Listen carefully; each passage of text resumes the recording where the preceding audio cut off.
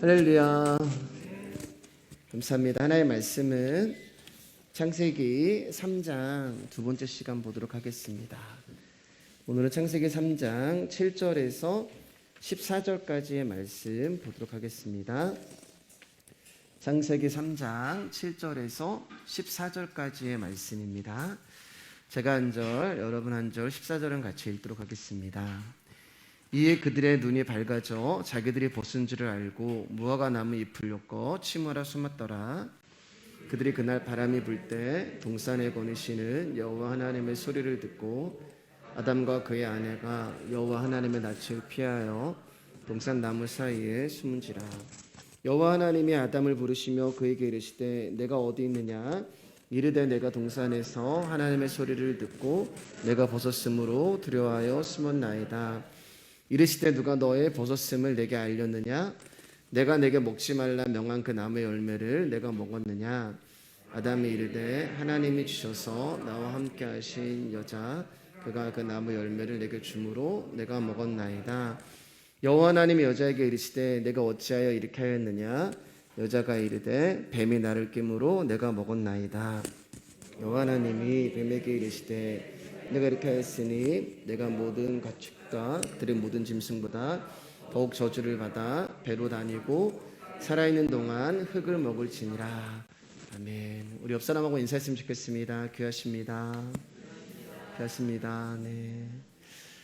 지난주부터 이제 창세기 3장부터 강해를 시작했습니다. 창세기는 요한복음처럼 오랜 시간을 하진 않을 거예요. 그렇다고 짧은 시간 되지는 않을 거고요.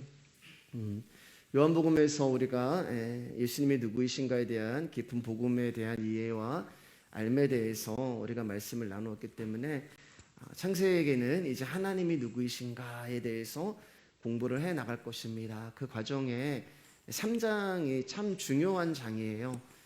3장을 공부하면서 우리는 어쩌면 그동안 들었던 복음에 대한 내용을 다시 한번 반복하고 또 다루게 될 것입니다. 그만큼 이 창세기 3장 안에는 복음에 대한 기본과 기초와 굉장히 핵심이 들어가 있는 그런 장이에요. 그래서 3장을 조금 이제 길게 다루고 4장부터는 이제 우리가 조금 진도를 빨리 해서 이렇게 창세기를 한번 나가보도록 하겠습니다. 오늘 말씀 시작하도록 하겠습니다. 태초에 말씀이 계시니라. 이 말씀이 하나님과 계셨으니 이 말씀은 곧 하나님이시니라 라고 이제 우리가 요한복음 1장 1절을 공부를 했잖아요. 그러니까 태초에 말씀이 계시고 이 말씀이 곧 하나님이시다 라고 이야기하기 때문에 저와 여러분들이 지금 듣고 있는 이 성경은 하나님 자체가 되는 거예요. 그러니까 우리가 말씀을 듣는다는 것은 하나님을 듣는다는 것이고 그분의 생명을 받는다는 것입니다. 그렇기 때문에 가장 영적인 일은 무엇인가? 바로 하나님의 말씀이 전파가 되고 그 말씀을 듣는 이 예배가 가장 영적인 일이 되는 거예요. 어떤 신비한 환상이나 신비한 기적과 신비한 참으라는 게 영적인 것이 아니라 하나님의 말씀, 그 영이신 하나님의 말씀을 듣고 영이신 하나님의 말씀이 전파되는 이 예배가 가장 영적인 일이 되는 거죠. 그래서 요한복음 4장 24절 말씀에는 하나님은 영이시니 예배하는 자가 영과 진리로 예배할지니라 라고 말씀하셨어요. 여기서 말하는 영과라고 하는 것은 그분의 영 안에서라는 말이 되는 거예요.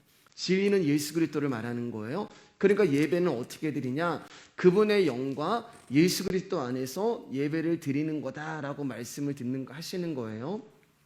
그러니까 우리가 복음이라고 하는 이 말씀을 듣는 예배가 그분의 영 안에서 이루어지고 있는 가장 영적인 일이 되는 것입니다. 그렇기 때문에 성경은 제가 여러 번 이야기했지만 단순히 어떤 글이나 문자로 기록된 성경이 아니고 이 성경은 영의 언어로 기록된 성경이에요. 근데 우리가 지난주에 봤지만 이 영의 언어를 사단이 육의 언어로 바꾸어서 우리를 미혹합니다. 먹지 말라, 먹으면 죽으리라 라고 하나님께서는 말씀하셨는데 사단은 이 하나님의 영의 언어를 육의 언어로 바꾸어서 죽지 않는다라고 하는 말씀을 감추고 먹지 말라 하시더냐라고 하는 그 육의 언어로 우리 가운데 접근을 하는 거예요. 그러니까 영의 언어가 육의 언어 가운데 가려지게 되는 거죠. 그러니까 성경이 어떻게 되냐면은 도덕과 윤리의 책이 되어버렸고, 그리고 어떤 행위만을 강조하는 책이 되어버리고, 율법을 우리가 지킬 수 없음에도 불구하고 그 말씀을 우리가 지킬 수 있다는 거짓 메시지로 말미암아 구원을 이룰 수 있다는 거짓 진리를 만들어내고 있는 거예요. 말씀은 영이기 때문에 육을 가진 우리는 그 말씀을 글로 볼 수밖에 없고 문자로 볼 수밖에 없고 이해할 수도 없는 것입니다. 말씀을 우리가 문자로 보고 글로 본다는 것은 허상을 보는 것과 마찬가지예요. 여러분이 거울을 보면은 거울 속에는 나라는 존재가 있지만 실제로 거울 안에 있는 나는 내가 아니란 말입니다. 만지려고 해도 만질 수가 없고 느끼려고 해도 느낄 수가 없는 거예요. 그저 진짜가 비춰진 허상이 거울 안에 있는 나라는 존재가 되는 것입니다. 그러면 진정한 실상은 어디 있냐? 거울 밖에 있는 거예요. 그런데 우리의 눈은 진정한 나라는 존재를 보지 못하고 거울 안에 비춰진 나를 보면서 그게 진짜라고 생각을 하는 거예요.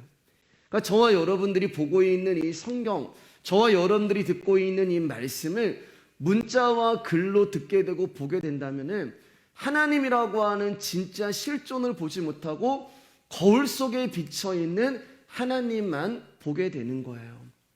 그러니까 어떤 일이 일어나냐면은 제 말 오해하지 말고 들어주세요. 성경을 어떤 분들은 베고 자면 안 된다, 뭐 그러신 분도 없겠지만, 그리고 성경을 버릴 때는 태워버려야 된다. 이 성경 자체가 우상이 되어버리는 거예요. 예, 문자와 글로 보기 때문에 그렇습니다. 그 성경 안에 있는 하나님의 섭리와 뜻과 계획을 봐야 되는데 그것을 보지 못하니까 마치 하나님이라고 하는 존재를 거울 안에 비춰진 허상이 진리인 줄 알고 믿게 되는 거죠. 만질 수도 없고 그분을 느낄 수도 없고 그분과 이야기할 수도 없는데 거기에 있는 하나님을 믿게 되는 거예요. 그러니까 어떤 일이 일어나면은 그 거울 속에 있는 나만의 하나님을 만들어내는 것입니다. 그러니까 하나님은 나를 위해서 존재하고, 그 나를 위해서 존재하는 말이 무슨 뜻이에요, 여러분? 내가 이 세상에서 내가 원하는 대로, 내 욕심대로, 내 탐심대로, 내 야망대로, 내 소망대로 이루어진 하나님이 거울 속 안에 있는 하나님이 되는 거예요. 마귀가 먹으면 죽으리라 하시니라는 그 영의 언어를 먹지 말라 하시더냐라고 바꿔버려서 우리를 유혹했잖아요. 하나님의 말씀의 본질은 죽는다는 것인데 마귀는 죽는다는 그 뜻은 지워버리고 먹지 말라는 것으로만 왜곡하고 우리로 하여금 하나님의 말씀을 받아들이게 하는 거죠. 그러니까 하나님은 무엇을 하면 안 돼, 무엇은 해야 돼, 이런 행위를 강조하는 하나님으로 우리 가운데 믿게 만들어 버리는 거예요. 하나님의 말씀 가운데 그 영의 언어 가운데 초점을 맞추고 거기에 관심을 갖게 만드는 것이 아니라 예수 믿는 사람은 이거 하면 안 된다, 예수 믿는 사람은 저거 하면 안 된다, 예수 믿는 사람은 이런 일 하면 안 되고 예수 믿는 사람은 저런 일 하면 안 된다라고 하면서 하나님이라고 하는 존재를 마치 무엇인가를 하지 못하게 하시는 하나님, 그런 존재로 마귀가 만들어 버리는 거예요. 뭘로요? 말씀을 육의 언어로 바꾸어서 그렇게 하나님이라는 존재를 우리의 어떤 행위로 묶어 버리시는 것입니다. 하나님이 우리 가운데 선악과를 주신 이유는 나무의 열매를 먹지 말라는 것에 그 목적이 있는 것이 아니었습니다. 왜냐하면 하나님은 우리가 먹을 것을 알고 계세요. 뱀이 유혹하지 않아도 우리가 어떻게 해서든지 간에 그 열매를 먹을 거라는 것을 알고 계셨고, 먹으면 죽는다는 것까지도 하나님은 알고 계셨습니다. 그러니까 우리는 어떻게 해서든 그 나무의 열매를 먹을 수밖에 없는 연약한 존재라는 것을 알고 계셨고, 또 그것을 우리가 깨닫게 하시기 위하여서 하나님이 그 선과 악을 알게 하는 열매를 주신 거예요. 그러니까 그 나무의 열매를 먹느냐 안 먹느냐가 중요한 것이 아니라 나는 절대로 하나님의 말씀을 지킬 수 없는 그래서 그 나무의 열매를 먹을 수밖에 없는 연약한 존재라는 것을 깨닫게 하시기 위하여서 하나님이 선악과를 우리 가운데 주신 거예요. 그러니까 하나님의 계획은 그 계명을 지키지 못해서 너는 이제 죽어? 이런 뜻이 아니라 너는 아직 온전한 하나님의 영생의 상태가 아니기 때문에 너는 이 말씀을 지킬 수도 없고 이 말씀을 지킬 수 없는 그 상태가 바로 죽음이야. 그래서 너는 이 죽음을 해결할 수 있는 어떤 분이 너에게 와야 돼. 이것을 알려주시기 위하여서 하나님이 선과 악을 알게 하는 나무의 열매를 주신 것인데, 사단은 그것을 교묘하게 포장을 해서 너는 얼마든지 말씀을 지킬 수 있어, 너는 얼마든지 나무 열매를 먹지 않고서 하나님처럼 될 수 있어 라고 미혹을 하는 거예요. 창세기 3장 7절 말씀입니다. 시작. 이에 그들의 눈이 밝아져 자기들이 벗은 줄을 알고 무화과 나무 잎을 엮어 치마로 삼았더라. 여러분, 선악과를 먹기 전에 아담은 하나님 앞에 당당했어요. 왜냐하면 자기가 벗었는데 부끄러움을 알지 못했다라고 얘기하는 것은 자신감이 있다는 얘기고 당당하다는 얘기예요. 신약을 보면은 바리새인이 세리랑 있는데 하나님 앞에 고개를 딱 쳐들고 당당하게 얘기하잖아요. 근데 그가 당당할 수 있었던 이유가 뭐예요? 나는 말씀을 지켰습니다. 율법을 철저하게 지켰습니다. 일주일에 2번 금식하고 예배 빠지지 않고 말씀을 읽고 하나님이 하라는 대로 나는 그렇게 살았습니다.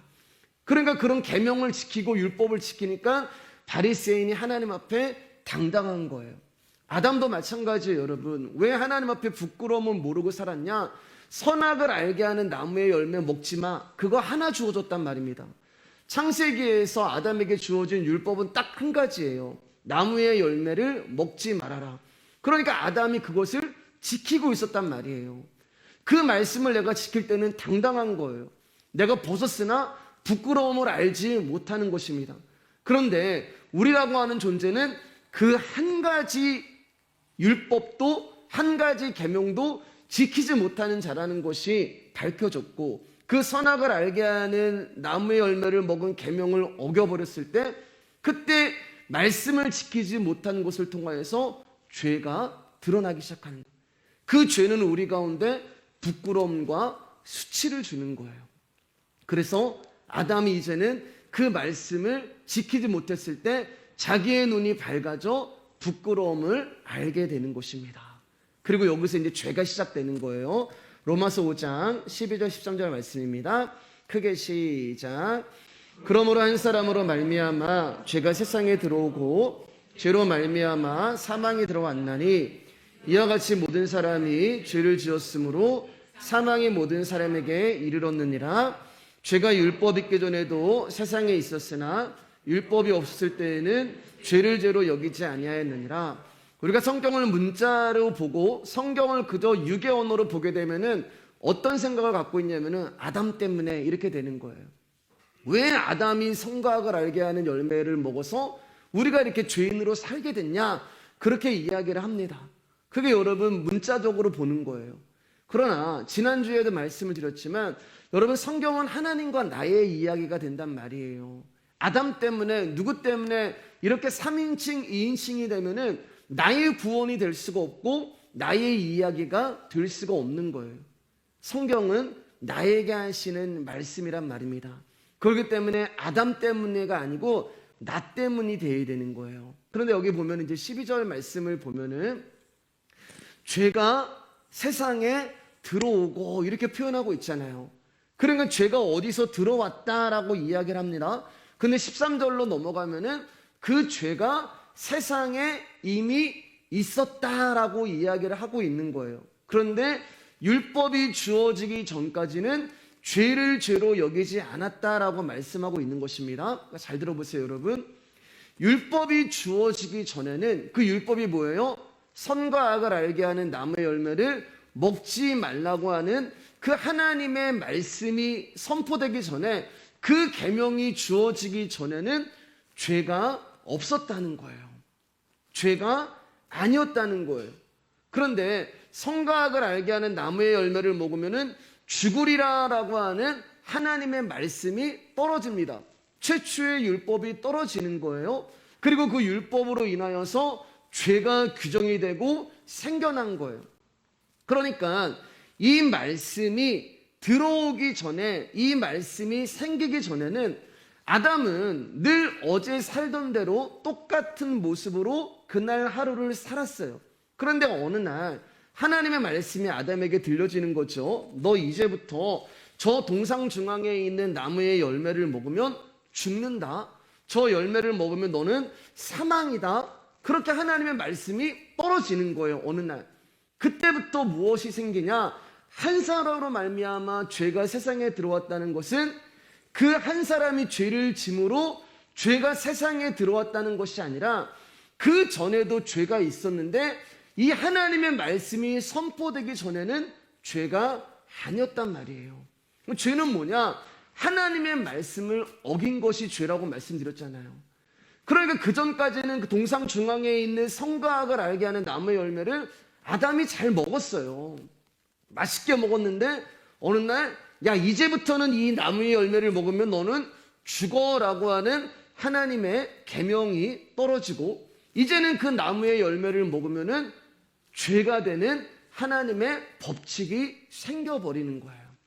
그러니까 그 법을 어기면 죄가 되는 것입니다. 그래서 그때부터 죄가 되는 거예요. 그래서 율법이 없었을 때는 이렇게 나오는 거예요.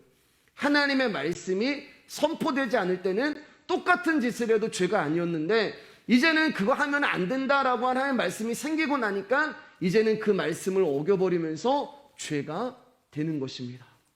어제까지 내가 먹었던 선악과인데 어제까지는 죄가 아니었단 말이에요. 그런데 말씀이 선포됨으로 말미암아 그 법이 주어진 순간부터는 죄가 성립이 되는 거예요.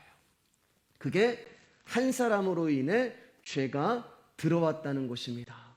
선악과를 따먹으면 죄가 된다는 그 법을 어겼기 때문에 죄가 되는 거예요. 그리고 또 다른 아담인 저와 여러분에게도 하나님의 율법이 주어지는 거예요. 그리고 저와 여러분 역시 그 하나님의 법을 지키지 못함으로 아담과 동일한 육신의 정욕과 이생의 자랑과 안목의 정욕을 갖게 되는 죄를 짓게 되는 것입니다. 야고보서 1장 15절 말씀이에요. 시작. 욕심이 잉태한 즉 죄를 낳고 죄가 장성한 즉 사망을 낳느니라. 창세기 이야기잖아요. 욕심이 잉태한 즉. 눈으로 보니까 먹음직도 하고 부함직도 하고 탐스러운 거예요. 탐심이 생긴 거예요. 그 탐심이 잉태한 즉 임신한 즉 임신한 거예요. 임신을 해가지고 어떤 생명이 태어났는데 그 생명이 뭐냐? 죄라는 거예요. 그러면 태어난 생명은 아기의 모습이 있는 게 아니라 점점 자라나잖아요. 장성하잖아요. 그 죄가 커가고 장성하면서 뭐가 되냐면은 사망이 되는 것입니다. 그러니까 욕심이라는 씨앗이 내 안에 뿌려지고 그 씨는 죄라는 존재가 되고 그 존재가 탄생이 되고 장성하면서 저와 여러분들을 사망의 자리로 끌고 가는 거예요. 그러니까 죄라는 것은 어떤 존재를 말하는 거예요. 로마서 7장 9절 말씀입니다. 시작. 전에 율법을 깨닫지 못했을 때는 내가 세상에 나는 죽었도다. 전에는 내가 율법을 지킨다고 생각할 때는 내가 살아 있었어요. 그 열매 먹으면 안 돼. 그 말씀을 지키니까 아담이 당당한 거예요. 내가 살아 있다고 느끼는 거예요. 그런데 그 계명을 지키지 못했을 때 어떻게 되는 거예요? 나는 죽게 되고 그 순간 죄가 생겨나게 되는 거예요. 율법을 지키지 못함으로 내가 죽는 것이고 나는 죽었는데 어떤 존재가 내 안에서 살아나는데 그 존재가 뭐냐? 바로 죄가 되는 것입니다. 로마서 7장 20절 말씀입니다. 시작. 만일 내가 원하지 아니하는 그것을 하면 이를 행하는 자는 내가 아니요 내 속에 거하는 죄니라. 자, 로마서는 계속해서 한 사람 안에 두 가지 존재가 살아있는 것처럼 지금 말씀을 하고 있어요.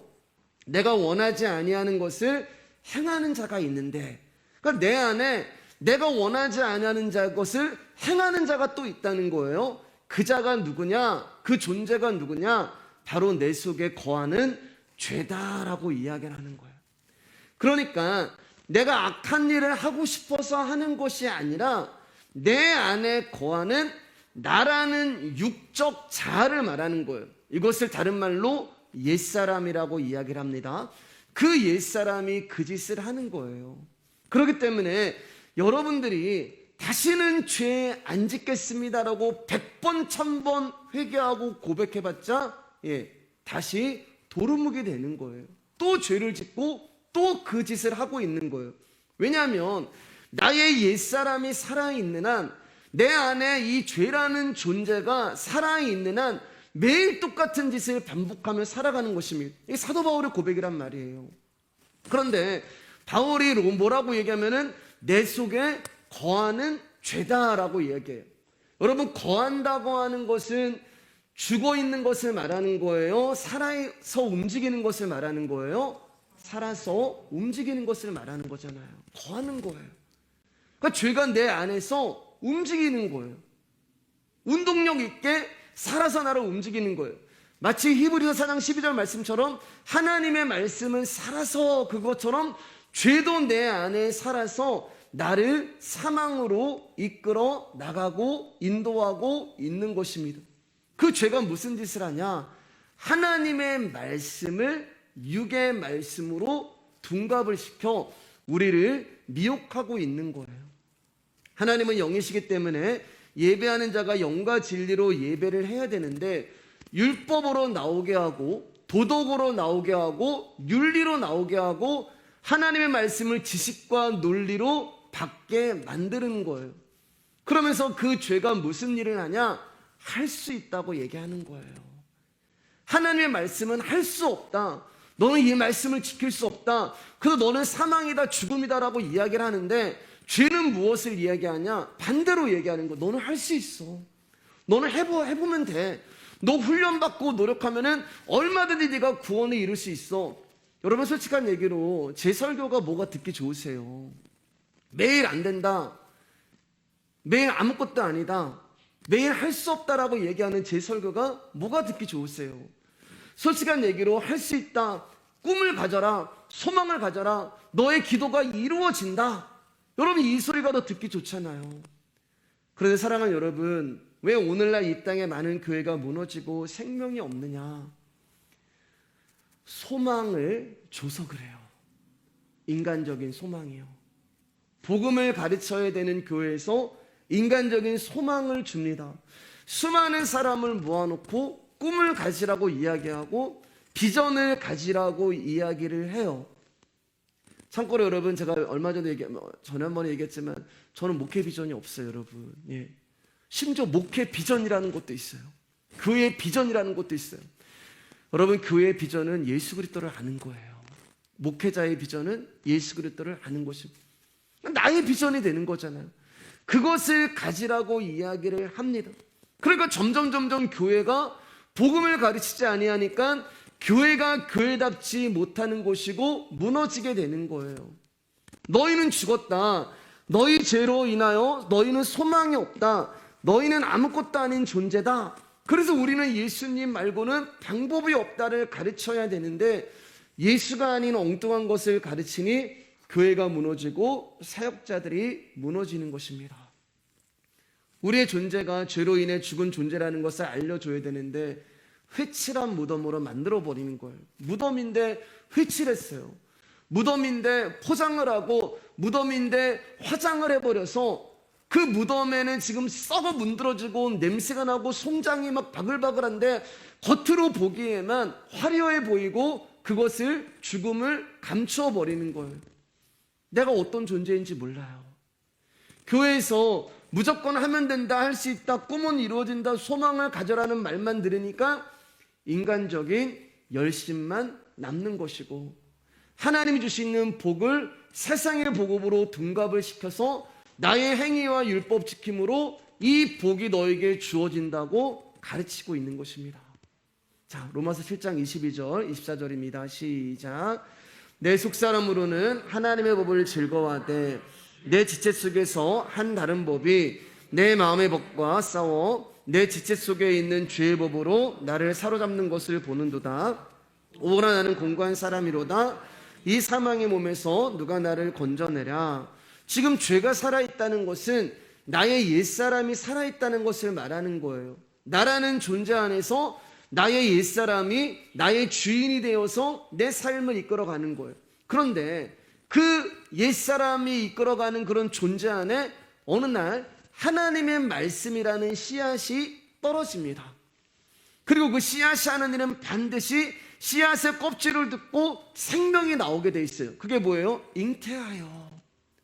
말씀이라는 씨앗이 우리 안에 뿌려지고 우리 안에 뿌려진 씨 안에서 그 씨는 잉태가 되는 거예요. 그러면은 말씀이 잉태되면 뭐가 나오냐? 생명이 나오는 것이고, 그 생명은 장성하여 우리를 그리스도의 구원과 영생으로 끌고 가시는 것입니다. 그러니까 말씀이 잉태하여 생명을 낳고 생명이 장성하여 저와 여러분들을 그리스도의 장성한 분량인 영생으로 인도해 가시는 것이 말씀이 하시는 일이에요. 아까 사망과 죄와 다른 거죠. 반대되는 거죠. 그러니까 이 죄가 왕 노릇하고 있는, 이 사망의 주인 노릇하고 있는 내 안에 어느 날 그 말씀이 뿌려지는 거예요. 그 말씀은 그 일을 해요. 근데 그 말씀이 처음에 뿌려질 때는 겨자씨만한 그런 씨앗이기 때문에 보이지 않고 힘도 없고 능력도 없는 것이고, 야, 이 작은 씨앗이 무엇을 하겠어? 말씀이 무엇을 하겠어? 매일 교회에서 말씀만 듣는다고, 복음만 듣는다고 무슨 일이 일어나겠어?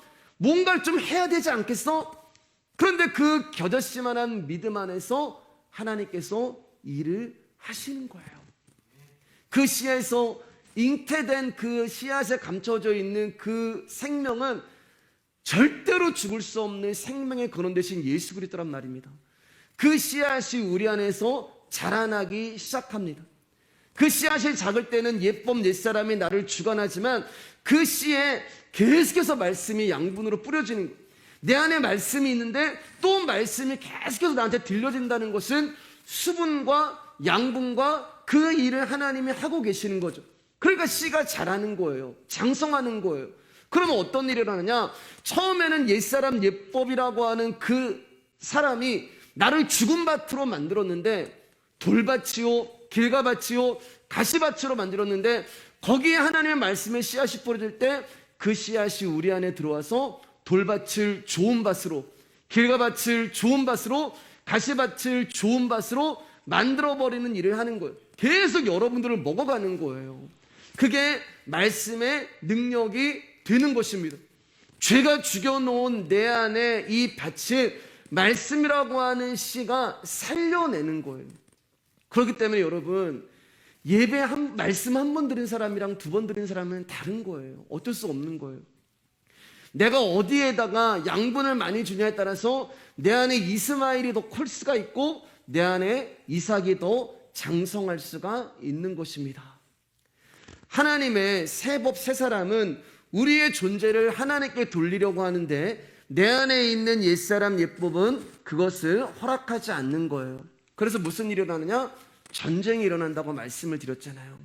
성령님은 끊임없이 우리를 영적인 존재로 만들어가기를 원하는데, 내 안에 있는 옛사람은 끊임없이 나를 육적인 존재로 만들어가죠. 그러니까 전쟁이 일어나고 핍박이 일어나는 거예요. 그래서 바울이 뭐라고 이야기하면은, 이 사망의 몸에서 누가 나 좀 건져주세요 라는 그 심령이 가난한 상태가 되는 거예요. 자기 힘으로 할 수가 없는 거예요. 내 능력과 내가 어떤 것을 해도, 무슨 짓을 해도 나는 이 사망의 몸에서 벗어날 수가 없는 거예요. 매일 죄를 짓고, 안 그러려고 해도 또 죄를 짓고. 그래서 사도 바울이 누가라고 얘기해요. 누가 나를 이 사망의 몸에서 건져주세요. 25절입니다. 시작. 우리 주 예수 그리스도로 말미암아 하나님께 감사하리로다. 그런즉 내 자신이 마음으로는 하나님의 법을, 육신으로는 죄의 법을 섬기느라. 여기 보면은 감사하다라고 얘기하잖아요. 감사. 뭔가 해결이 된 거예요. 뭔가 해결이 됐기 때문에 감사가 나오는 거예요.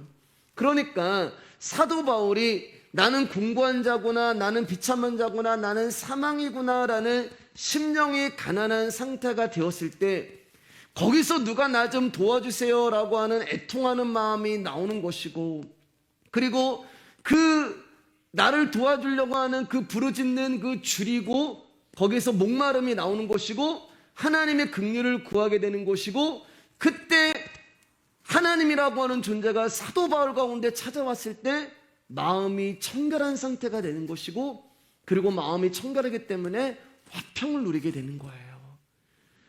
그 팔복이 우리가 예수 그리스도를 만났을 때 정말 하나같이 쫙 다 연결이 되는 것입니다. 창세기 3장 8절에서 10절 말씀입니다. 시작. 그들이 그날 바람이 불 때 동산에 거니시는 여호와 하나님의 소리를 듣고 아담과 그의 아내가 여호와 하나님의 낯을 피하여 동산 나무 사이에 숨은지라. 여호와 하나님이 아담을 부르시며 그에게 이르시되 내가 어디 있느냐. 이르되 내가 동산에서 하나님의 소리를 듣고 내가 벗었으므로 두려워하여 숨었나이다. 조금 전까지만 해도 하나님의 말씀을 지켜서 당당했던 아담이 이제는 하나님 앞에 나올 수 없는 자가 되어버린 것입니다. 하나님의 얼굴을 피하여 숨어버렸어요. 여러분, 이게 무슨 말이냐면 이제 사람은 자발적으로 하나님 앞에 나올 수 없는 자가 되었다는 것입니다. 죄로 인하여서요. 공고한 자가 됐고 사망을 입은 자가 된 거예요. 사망의 몸에 갇혀서 죽은 자들은 방법이 없어요. 오직 자기를 살려줄 수 있는 누군가가 필요한 거예요. 누가 나를 이 사망의 몸에서 건져내랴. 지금 아담이 그 상태가 되는 것입니다. 그때 하나님이 찾아오시는 거죠. 하나님이 아담의 이름을 부르며 그를 찾아오십니다. 하나님이 오시지 않으면 방법이 없는 거예요. 하나님이 오시지 않으면 어느 누구도 하나님 앞에 나갈 수가 없는 것입니다. 그런데 하나님이 이제 처음 아담을 부르시잖아요. 아담아, 내가 어디 있느냐. 우리를 불러주시는 거예요. 우리를 콜링해 주시는 거예요. 근데 여러분 보세요. 아담이 무언가를 사역을 잘했을 때 하나님이 아담을 부르셨나요? 아담이 무언가를 완성했고 내가 어떤 행사를 잘했고 어떤 일을 잘했기 때문에 하나님이 너 잘했다라고 아담을 부르셨나요? 그렇지 않다는 거예요. 무슨 자격이 있고 조건을 갖춘 상태에서 하나님이 아담을 부르신 것이 아니라 죄로 인하여 죽음을 기다리고 있는 그 사망의 자리에서 생명으로 부르심을 받는 것입니다. 이게 저와 여러분의 부르심이 되는 거예요. 자, 하나님이 아담을 찾아오시는데 그날 바람이 불 때라고 얘기해요. 그날 바람이 불 때. 근데 이게 무슨 말이냐면은 서늘한 날을 말하는 거예요. 시원한 날을 말하는 게 아니라 오싹하고 두려움의 날이라는 거예요. 왜냐하면 이제 아담에게 심판이 떨어집니다. 그래서 바람이 불 때 이렇게 표현하고 있는 거예요.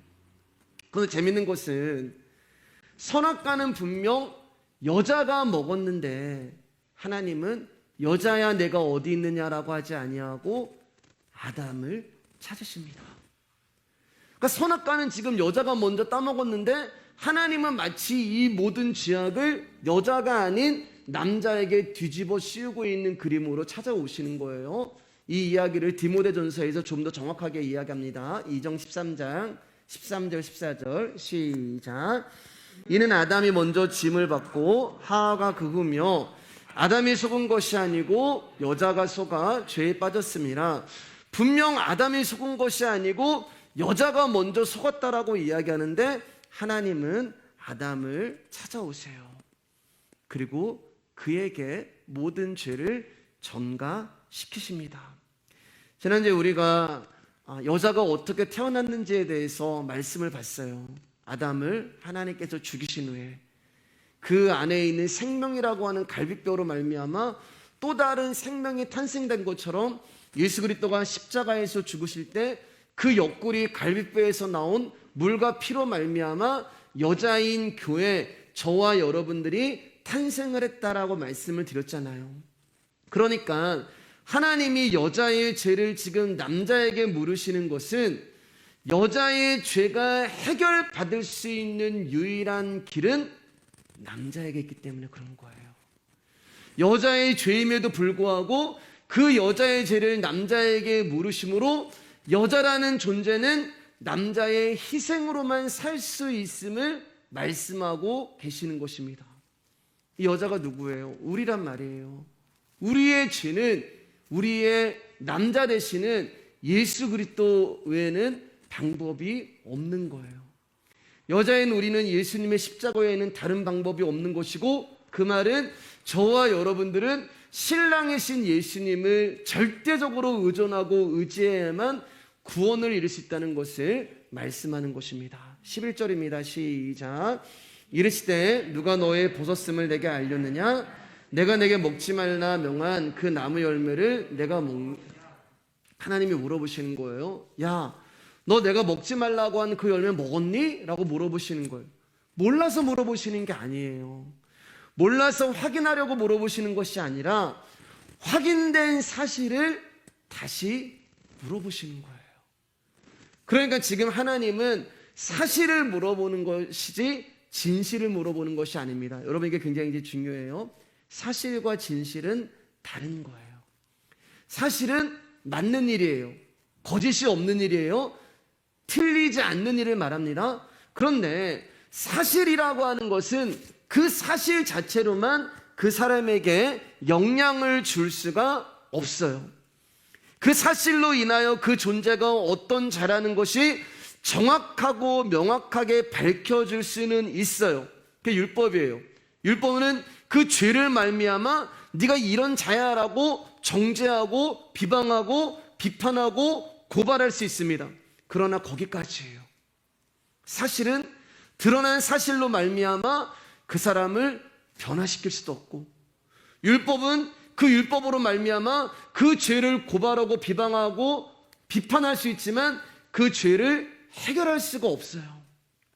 우리가 어떤 존재인지를 드러나게는 하지만 그 드러난 존재에게 그 어떤 것도 할 수 없는 것이 사실이고, 그 사실이 곧 율법이 되는 것입니다. 그러면 하나님이 지금 아담에게 사실을 물어보시는 이유가 무엇일까요? 그것은 그 사실 안에 담겨 있는 진실을 아담에게 알려주고 싶은 거예요. 너 내가 먹지 말라고 한 그 열매 먹었니? 라는 사실을 아담에게 물어보면서 아담에게 듣고 싶은 대답이 있으셨을 거예요. 하나님, 저는 절대로 하나님의 말씀을 지킬 수 없는 자라는 것을 알게 되었습니다. 지킬 수 있다고 생각을 했는데 그렇지 않은 자라는 것을 알게 되었습니다. 저는 저와 여러분들이 하나님 앞에 나올 때 이 고백 외에는 다른 고백을 안 했으면 좋겠어요. 하나님이 네가 나의 말을 지키면 내가 너한테 복을 내려줄 거야. 하나님이 어느 날 기도하는데 네가 나의 말을 지키면 내가 너한테 네가 원하는 걸 이루어줄 거야. 이렇게 응답을 하셨다고 생각해 볼게요. 그때 여러분, 우리가 하나님 제가 말씀을 지킬게요, 그런 고백이 아니라 아니요 하나님 저 아시잖아요. 제가 얼마나 연약하고 무력한 존재라는 거 아시잖아요. 저는 그 말씀을 지킬 수 없는 자예요. 그럼에도 불구하고 하나님이 이날 이때까지 나의 인생을 은혜로 이끌어 주신 것처럼 하나님, 저는 말씀을 지킬 수 있는 능력이 아니라 당신의 은혜가 필요합니다. 주님, 저를 불쌍히 여겨주세요. 이게 하나님이 우리 가운데 듣고 싶은 진실이고 아담에게 듣고 싶은 진실이었어요. 부끄럽지만, 옷을 입지 않았지만 부끄러움을 모르는 자, 내가 아직 누군지 알지 못하는 자, 내가 완전하지 못하다는 자, 그래서 누군가가 와서 나에게 구원을 줘야 된다는 그 자를 하나님은 사실을 통하여서 그 진실을 아담이 알기를 원했던 것입니다. 그래서 사실을 물어보는 거예요. 열매를 먹었느냐 안 먹었느냐가 중요한 게 아니에요. 우리는 먹을 수밖에 없는 존재라는 거 하나님 알아요. 불가항력적인 존재를 가지고 있는 자들이에요. 하나님이 우리 가운데 알려주고 싶은 것은, 하나님, 저는 말씀을 지킬 수 없는 자예요. 그래서 하나님의 은혜가 필요합니다. 이것을 알려주고 싶었던 거예요. 그런데 뱀이 뭐 어떻게 했다고요? 육의 언어로 바꾼 거예요. 정령 죽지 아니하리라. 근데 그 열매를 먹었는데, 하나님은 죽는다고 말씀하셨는데 열매를 먹었는데 안 죽었어요. 사실대로, 그러니까 하나님은 죽는다고 했는데 사단은 먹어도 죽지 않는다고 했는데 죽지 않으니까 누구의 말이 이루어진 거예요, 여러분? 하나님의 말이 이루어진 거예요? 뱀의 말이 이루어진 거예요? 뱀의 말이 이루어졌잖아요. 그러니까 아담의 입장에서, 여자의 입장에서 봤을 때는 뭐야, 먹었는데 죽지 않았네? 뱀의 말이 맞네. 먹었는데 죽지 않았거든요. 그러니까 먹으면 죽으리라고 하는 그 사실 안에, 그 진실을 이 뱀은 사실로 둔갑을 시켜서 하나님의 말씀을 듣지 못하게 하는 거예요. 11절 13절입니다. 시작. 아담이 이르되 하나님이 주셔서 나와 함께 있게 하신 여자 그가 그 나무 열매를 내게 주므로 내가 먹었나이다. 여호와 하나님이 여자에게 이르시되 내가 어찌하여 이렇게 하였느냐? 여자가 이르되 뱀이 나를 깨므로 내가 먹었나이다. 죄를 지었다는 사실이 드러나자 아담은 자신의 수치와 부끄러움을 감추기 위하여 그 죄를 다른 사람에게 전가합니다. 아담에게 너 왜 먹었니? 그러니까 아담이 하나님이 주신 여자 때문에, 여자에게 너 왜 이런 짓을 했니? 뱀 때문에. 이렇게 되는 거예요. 그러니까 아담의 여러분 답을 잘 보면은 여자를 원망하는 것보다는 하나님을 원망하고 있어요. 어쨌든 아담은 자기는 아니라는 거예요. 내 잘못이 아니라는 거예요. 여자도 내 잘못이 아니라는 거예요. 그러니까 아담과 하와라고 하는 사람의 그 공통점이 뭐냐? 나는 아니라는 거예요. 하나님의 말씀은요, 우리를 죽이고 우리를 부수고 깨시고 나라는 존재를 부정하고 부인되어지는 일이 하나님의 말씀이 하시는 것인데, 이 육의 언어 죄라는 것은 자기를 부인하지 않게 만듭니다. 자기를 부정하지 않게 만들어요. 오히려 자기를 지키고 보호하게 만듭니다.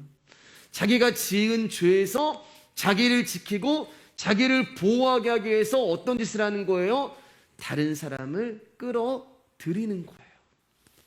이게 죄로 말미암아 우리에게 주어진 본능이 되는 거예요. 여러분 잘 생각해 보세요. 지난주에 아담이 뭐라고 했냐면, 하나님이 여자를 만들어줬을 때 이는 내 뼈 중에 뼈요 살 중에 살이라 그렇게 얘기했어요. 예. 그리고 당신과 나는 하나예요 이렇게까지 고백했어요. 근데 오늘 뭐라고 얘기해요? 그 여자 때문에. 어제까지만 해도 내 뼈 중에 뼈요 살 중에 살이라고 했던 아담이 오늘은 그 여자 때문에, 그러니까 나를 지키고 보호하기 위해서 모든 책임을 다른 사람에게 전가하는 존재가 되어 버린 거예요. 왜냐하면 불완전한 존재이기 때문에 그렇습니다. 하나님의 사랑 안에 있을 때는, 그분의 보호 아래 있을 때는 스스로 자신을 지킬 일도 없었어요. 하나님 지켜주시니까. 스스로 자신을 보호할 필요도 없었어요. 왜요? 하나님이 보호해 주시니까. 근데 죄로 말미암아 하나님과의 관계가 깨어지니까 이제는 스스로 자기를 지켜야 되고 자기를 보호해야 되는 상황이 된 것입니다. 그러니까 다른 사람을 인용해서라도 자기는 살아야 되는 거예요. 그러니까 죄는 하나님과도 멀어지게 하지만 이제 인간과도 멀어지게 하는 것입니다. 그러나 여러분, 하나님도 아니고 여자도 아니고 뱀도 아니고 자기가 그렇게 한 거예요. 모든 문제는 자기 안에 있는 것입니다. 그래서 구원은 내 안에서 일어나는 거예요. 다른 사람의 구원이 나의 구원이 될 수가 없는 것입니다. 우리가 복음을 알면서도 죄를 짓는 것은 아직 내가 그리스도의 은혜로 말미암아 온전해지지 아니하는 나의 옛사람이 그 죄로 살게 만드는 것입니다. 그래서 우리가 흑암과 혼돈과 공허로 출발을 하는 거예요. 사망으로 출발하는 거예요. 어둠으로 출발하는 거예요. 그래야지만 거기에 빛 대신 예수 그리스도가 찾아오시는 거예요. 언제예요, 여러분? 날마다요. 날마다.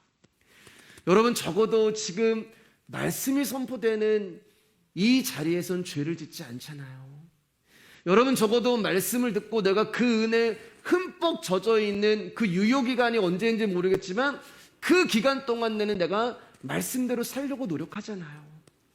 그렇기 때문에 말씀을 계속 들으셔야 되는 것입니다. 사랑하는 여러분, 우리 안에 분명 거룩하신 하나님 아버지가 계시고 그분의 나라가 임한 것은 변함없는 진리예요. 이미 저와 여러분 가운데 구원은 완성이 된 것입니다. 어디에서요? 하나님의 입장과 하나님의 시간 안에서 저와 여러분의 구원은 이미 완성이 된 거예요. 그분이 십자가에 죽으실 때 저와 여러분도 함께 죽었고, 그분이 십자가에서 부활하실 때 저와 여러분도 함께 부활한 것입니다. 하나님은 이미 당신의 시간 안에서 우리의 정과 육체를 십자가에 못 박으심으로 말미암아 우리의 모든 죄를 도말하시고 우리를 살려주신 거예요. 그런데 여러분, 우리는 아직 육체라는 시간과 공간 안에 살고 있단 말입니다. 이 물질이라는 세계 안에 살고 있어요. 그래서 우리 가운데 무엇이 있냐? 한계가 있는 거예요. 한계. 하나님은 한계를 뛰어넘으시는데 저와 여러분들은 그 한계 안에 갇혀 있는 것입니다. 그래서 날마다 죄를, 죽음을 경험하는 거예요. 그러니까 하나님의 영 안에서는 이미 구원이 이루어졌지만 우리의 육이라는 시간과 공간 안에서는 아직도 옛사람을 경험하고 있는 것입니다. 우리의 죄가 그분의 시간 안에서는 멸하여졌지만 우리의 시간 안에서는 아직도 경험되어지고 있는 거예요. 그럼 하나님이 이 삶을 왜 우리 가운데 허락하셨냐? 이 삶을 통하여서 율법 앞에 죽을 수밖에 없는 우리의 존재를 보게 하시고 깨닫게 하시기 원하시는 거예요. 그 법을 통하여서 우리의 껍데기는 무한하거나 영원하지 않다는 것을 깨닫게 하시고 영적인 무엇을 바라보게 하시기 위한 거예요. 오직 하나님 나라와 예수 그리스도만 나에게 있어야 되는 것이구나. 그래서 우리가 육을 입었지만 영을 사모하게 되는 것이고, 우리가 육을 입었지만 그 말씀 앞에 갈급함을 당하는 것이고, 그렇게 됐을 때 하나님이 저와 여러분들을 그리스도의 장성한 분량에 이를 때까지 인생을 통하여서 도와주시는 것입니다. 자, 이제 14절 말씀 보면서 말씀을 정리할게요. 시작. 여호와 하나님이 뱀에게 이르시되 내가 이렇게 하였으니 내가 모든 가축과 들의 모든 짐승보다 더욱 저주를 받아 배로 다니고 살아있는 동안 흙을 먹을지니라. 이제 오늘 14절까지 하고 이제 다음 주는 15절 말씀 이제 보도록 하겠습니다. 이제 뱀에게 하나님 첫 번째 저주를 내리십니다. 근데 그 저주의 내용이 뭐냐면 두 가지예요. 하나는 배로 다니고 하나는 흙을 먹으라는 거예요.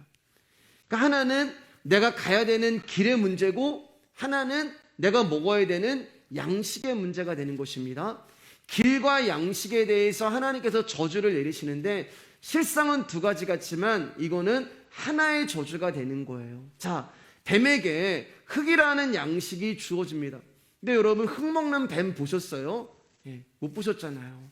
그러면 이 뱀이 지금 먹고 있는 흙이 무엇이냐? 창세기 3장 19절 말씀입니다. 크게 시작.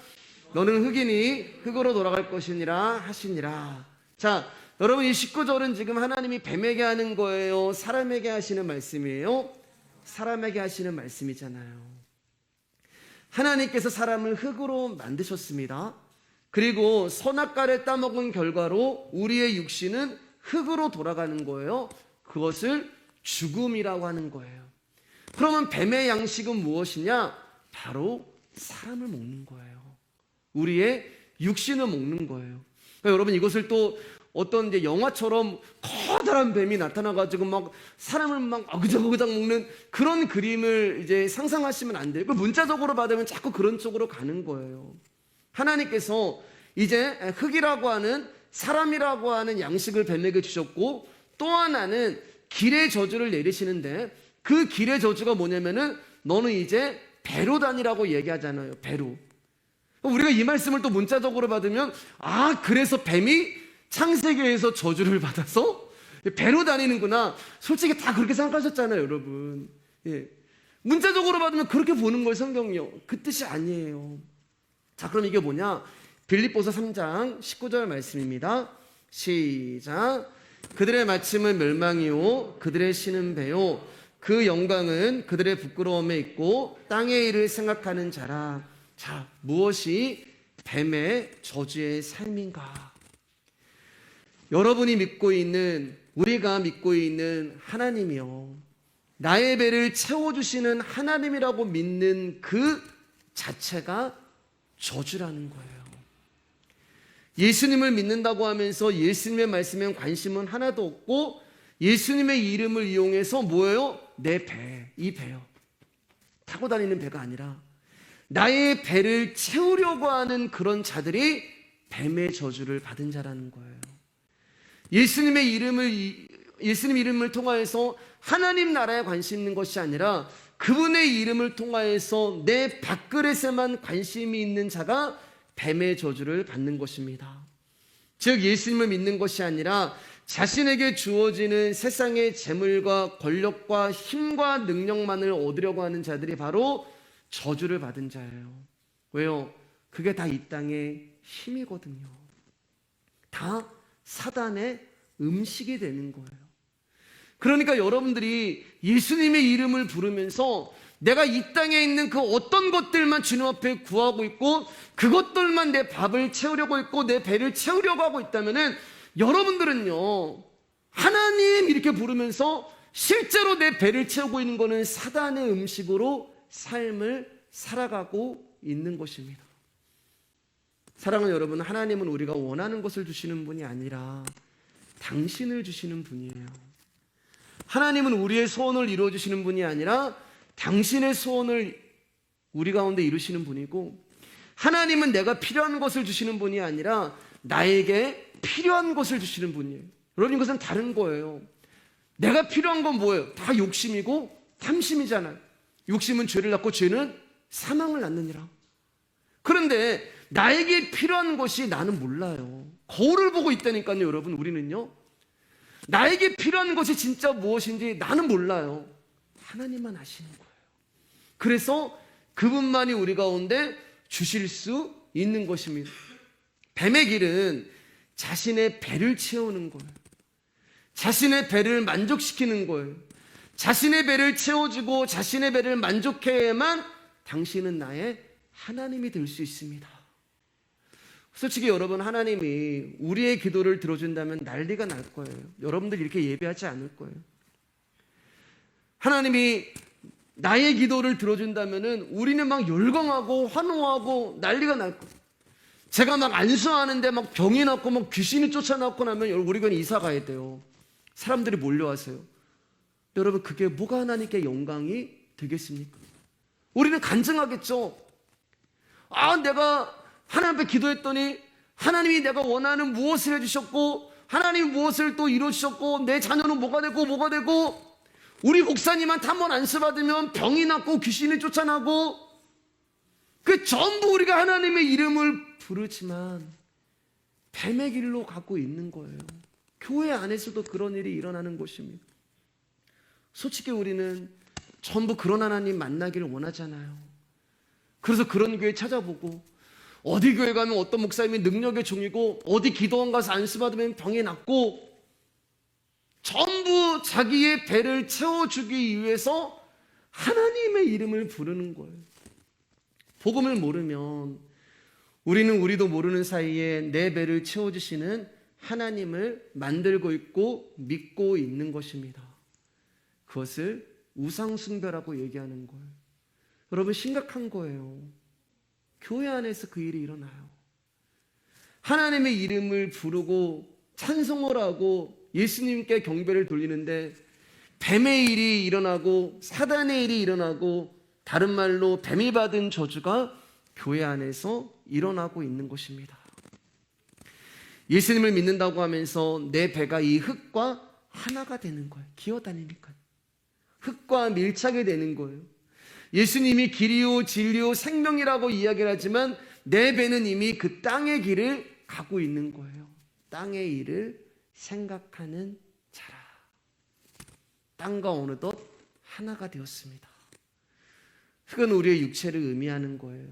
그러니까 나의 육체의 소욕을 먹는 거예요. 그것을 위해서 사는 거예요. 내가 사는 목적이 내가 먹고 살기 위한 목적이 나의 육체를 위한 거예요. 영의 일에는 관심 없습니다. 그러니까 교회 안에서도 늘 세상 이야기만 가득한 거예요, 여러분. 내 영혼을 살리는 복음이 들려야 되는데 내 배를 채우는 그 방법에만 귀가 뚫리는 거예요. 그러니까 목사의 설교는 말씀이 아닌 어떻게 하면 이 세상에서 배를 채울 수 있는 방법을 알려주는 교훈이 되고, 왜요? 그래야만 성도님들이 좋아하니까, 그래야지만 목사님이 인기가 있으니까 그런 설교가 은혜가 있다고 이야기를 합니다. 그러나 사랑하는 여러분, 그것이 저주임을 아시길 주님의 이름으로 축복합니다. 그것은 흙을 먹는 거예요. 흙을 먹고 또 퍼먹는 거예요. 그럼 여러분, 이 세상에서 내가 그 흙만 먹다가 흙만 퍼먹다가 하나님 나라 가면, 죄송합니다 여러분, 제가 강단이기 때문에 단호하게 얘기할게요. 하나님 나라 갈 수 있을 것 같으세요? 내가 이 땅에서 흙만 퍼먹다가 살아가다가 죽었는데 너는 흙이니 흙으로 돌아가라고 말씀하시잖아요. 내가 흙을 먹었으면 흙으로 돌아가는 자밖에 안 되는 거예요. 하나님 앞에 갈 수도 없고 설 수도 없는 것입니다. 우리가 예수를 믿는다는 것은 우리의 영혼이 하나님 나라로 가는 것이지 우리의 영혼이 땅으로 가는 것이 아니에요. 요한복음 6장 53절 55절 읽고 말씀 이제 마치겠습니다. 시작. 예수께서 이르시되 내가 진실로 진실로 너에게 이르노니 인자의 살을 먹지 아니하고 인자의 피를 마시지 아니하면 너희 속에 생명이 없느니라. 내 살을 먹고 내 피를 마시는 자는 영생을 가졌고 마지막 날에 내가 그를 다시 살리리니 내 살은 참된 양식이요 내 피는 참된 음료로다. 우리의 진짜 양식은 예수님의 살과 피고, 그분이 우리 가운데 양식이 되기 위하여 십자가에서 당신의 생명을 주셨습니다. 그 양식은 우리의 배를 채우는 게 아니에요. 신기하죠? 우리가 예수님의 살과 피를 먹는데 우리의 배를 채우는 것이 아니라 우리가 그분의 배를 채우는 거예요. 그래서 예수님이 요한복음 4장에 뭐라고 말씀하세요? 제자들이 예수님 뭐 좀 드세요 라고 했을 때, 나는 너희가 알지 못하는 양식이 있다. 그 양식이 바로 하나님 나라에 대하여 굶주리고 말씀에 갈급하여 예수 그리스도의 살과 피를 먹는 저와 여러분들이 하나님의 양식이 되는 것입니다. 우리 같이 찬양하도록 하겠습니다.